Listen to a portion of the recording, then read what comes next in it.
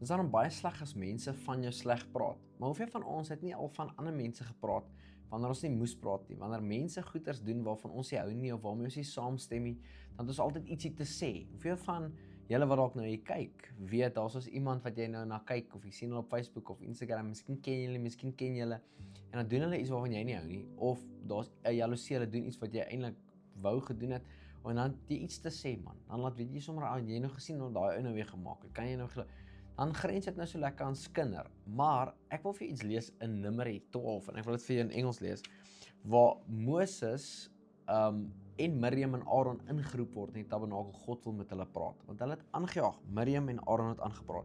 Hoor gou hierso. Then Miriam and Aaron spoke against Moses because of the Ethiopian woman whom he had married, for he had married an Ethiopian woman.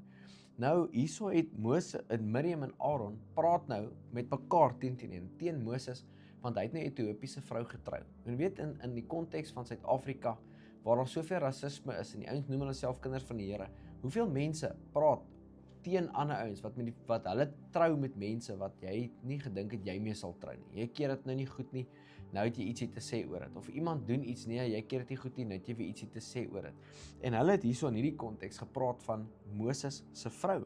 En dan hoor gou hierso. So they said, has the Lord indeed spoken only through Moses? Has he not spoken through us also?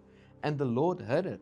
Hulle praat daar so, hoor jy, het God net deur Moses gepraat, of praat hy nie met ons ook nie? Nou ewe skielik, nou is hulle weer in 'n debat oor wie praat die Here mee, wie hoor die Here meer akkuraat. En jy sien dit in die kerk oral, net die ou die Here gehoor, daai ou die Here gehoor.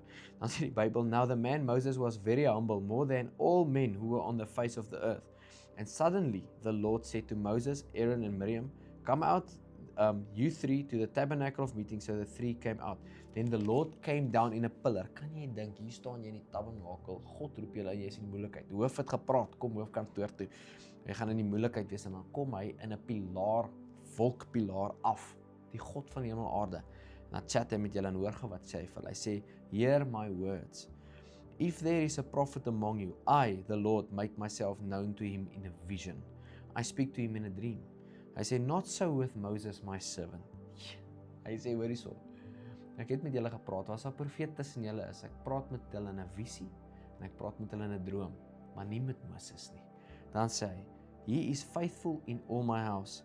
I speak with him face to face, even plainly, and not in dark sayings, and he sees the form of the Lord.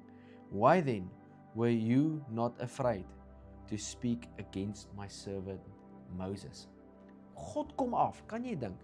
Jy en iemand staan en skinder nou hier oor iemand. Nee, kan jy glo daai uit nou weer daai ding gedoen? Nee, kan jy glo daai uit nou weer dit gesê? Nee, kan jy glo dit het nou? Kan jy glo met wie hulle nou getrou? Ewe skielik roep die Here jou in kantoor toe. Kom gou hierso, ek gaan met julle chat. Sê hoorie, as daar enige iemand op aarde is soos 'n profeet is wat my stem hoor, dan praat ek met hulle in visies en drome. En wat hy vir hulle sê is, hoorie, met julle ouens chat ek in visies en drome. Maar met hom, nee, met hom praat ek gesig tot 'n gesig, soos wat 'n vriend met 'n vriend praat, want hy's getrou in my huis. Kan jy dink die skaamte wat hulle moes ervaar het? Ek sal my kop in skaamte sak as God my met inroep wanneer ek oor iemand gepraat het en hy sê vir my, hoorie so chom, jy dink ek praat met jou. Ek praat met jou in drome en visies, jy dink jy is great. Hierdie ou, ek praat met hierdie ou, gesig tot gesig. Die realiteit is, jy weet nie hoe 'n ander ou se verhouding met Jesus lyk nie. Jy weet nie wat se verhouding hy met God het nie. Jy kyk nou na die buitekant en dink, nee, jy sal nie die dinge en dan het jy iets te sê.